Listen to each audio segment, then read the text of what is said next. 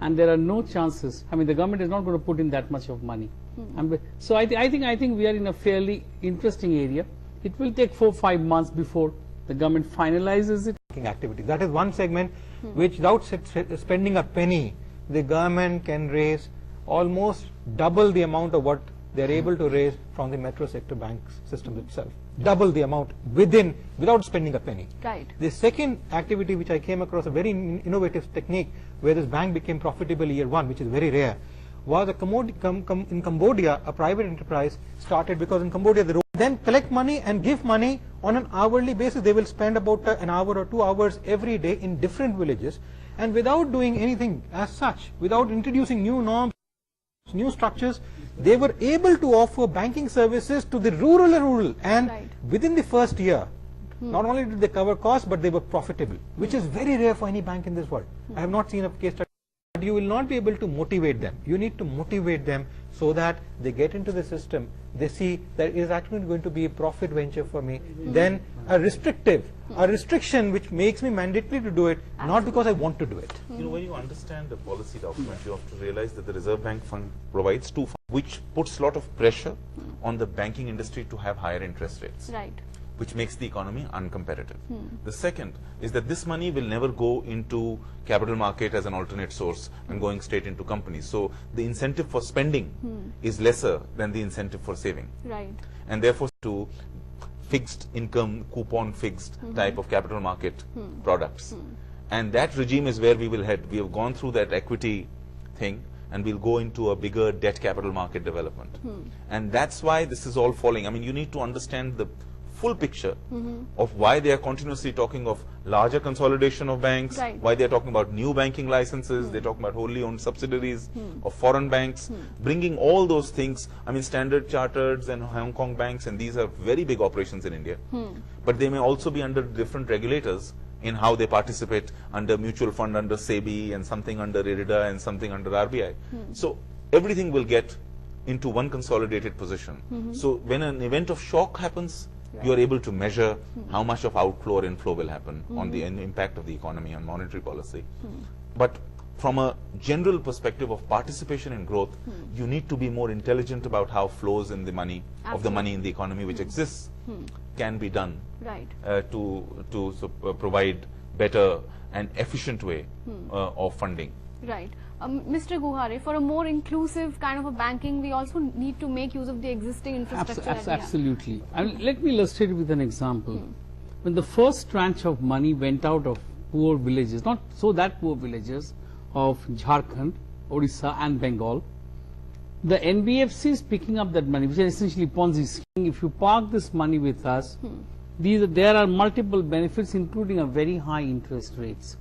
That means the analysis which I read, a KPMG analysis, showed that they were able to convince people who have never gone to even a bank to at least engage with an NBFC, that means with a non-banking financial company they were doing. Indian private banks, if I pick up Professor Agarwal's brilliant idea from Cambodia, where if they can try deposits and handle them, it's a perfect balance. So there are many countries within India, right? I mean, South India, for instance, already has very successful experience of banking correspondents who are individuals carrying mobile ATMs, but disconnected online to your account.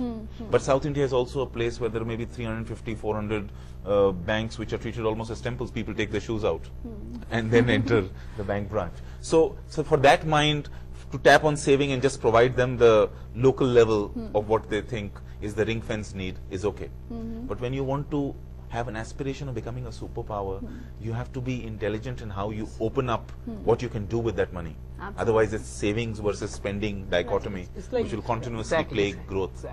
It's like putting strong collateral stuff on what you need. I mean, you just can't allow people to go into the market, pick up money and disappear. That means that money is lost, and picked up by a company, lost, or maybe sent through Hawala somewhere. Other people have been forced to do. This is not a case like that. This is a perfectly legitimate operation. So if an example like that, which we just heard, can be replicated, realize the benefits of it. It's as simple as that.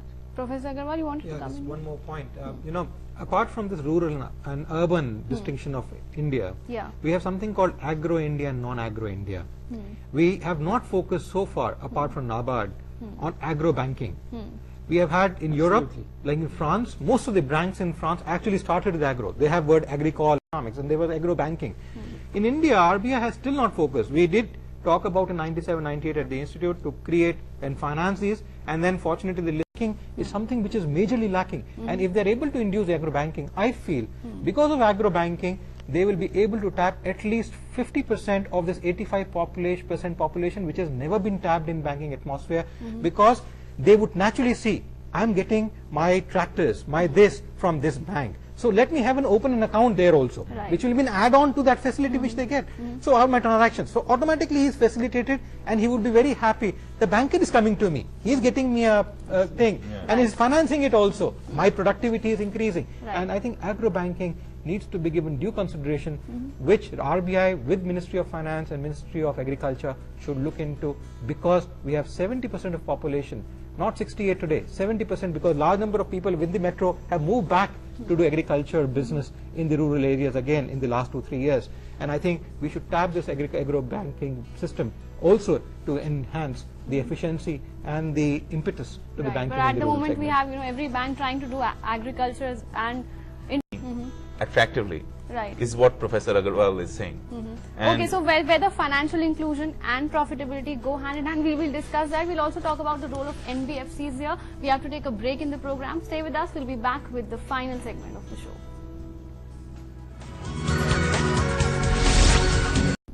As a result, some non-banking financial companies have also applied for licensing because they have the previous wherewithal and expertise to Right. get into this area. And they have considerable They have presence considerable presence in the rural market area. already. So all the companies which have gone in, somewhere or other, they have a market dealing of cash, deposit taking schemes and all of that.